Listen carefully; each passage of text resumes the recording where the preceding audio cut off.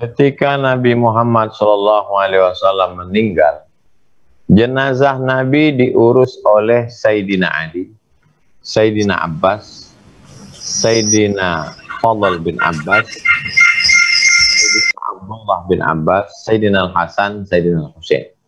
Ini untuk membantah tuduhan Syiah bahwa Abu Bakar dan sahabat sibuk membahas politik, sementara Sayyidina Ali mengurus jenazah Nabi. Yang benar adalah bahwa jenazah itu diurus oleh ahli bait, keluarga. Kalau saya meninggal, jenazah saya yang paling bagus diurus anak saya. Nabi Muhammad SAW tidak punya anak laki-laki, maka diurus menantunya, Sayyidina Ali, Abbas pamannya, Fadl bin Abbas, Abdullah bin Abbas, anak Abbas, sepupunya, Hasan dan Husain, cucunya. Jadi mereka mengurus jenazah Nabi. Sedangkan sahabat Nabi di Saqifah Bani Sa'idah.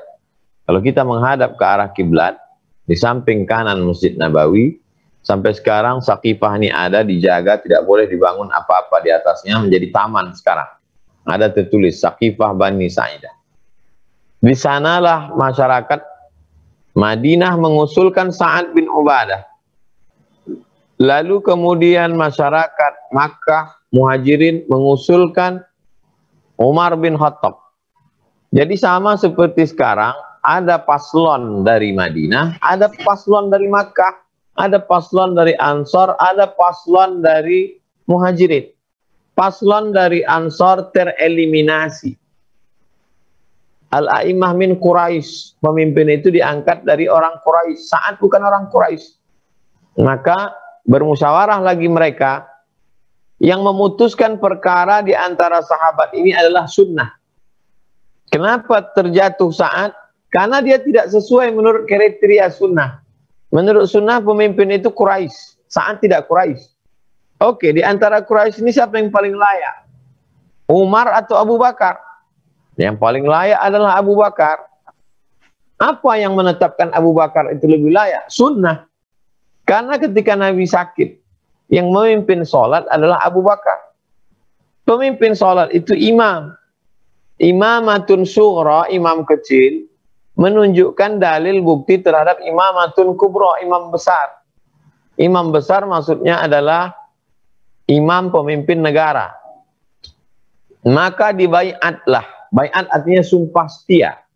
Sahabat-sahabat membaiat Abu Bakar Siddiq untuk menjadi pemimpin umat Islam, menggantikan Rasulullah SAW bukan sebagai kenabian, la nabiyya ba'da, tak ada nabi sudah Nabi Muhammad SAW, tapi sebagai pemimpin umat Islam, yaitu Abu Bakar Siddiq.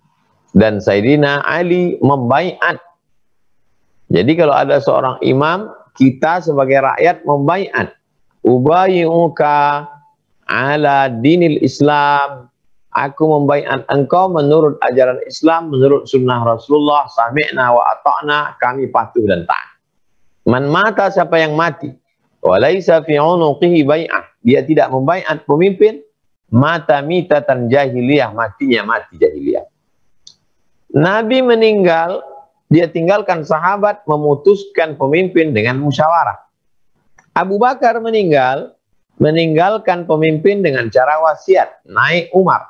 Umar meninggal, meninggalkan umat Islam dengan cara mengangkat pemimpin model baru, diangkat 6 orang, tim. Itu yang disebut dengan ahlul halli wal aqdi, parlemen. Utsman meninggal, diputuskan pengganti Sayyidina Utsman dengan musyawarah masyarakat yang ada di kota Al-Madinah Al-Munawwarah, maka dibaiatlah Sayyidina Ali. Jadi keempat cara itu ada dalam pemerintahan Nabi SAW, Abu Bakar, Umar, Utsman, dan Ali. Itulah yang digodok oleh para ahli fikih menjadi suatu fikih yang disebut dengan fikih siasah, atau siasah syar'iyah, atau al-ahkam as-sultaniyah, atau teori al-khilafah, atau apapun namanya, fiqhud daulah menurut Syekh Yusuf Qaradawi. Karena zaman modern menurut beliau lebih tepat disebut fiqhud daulah, fikih daulah negara.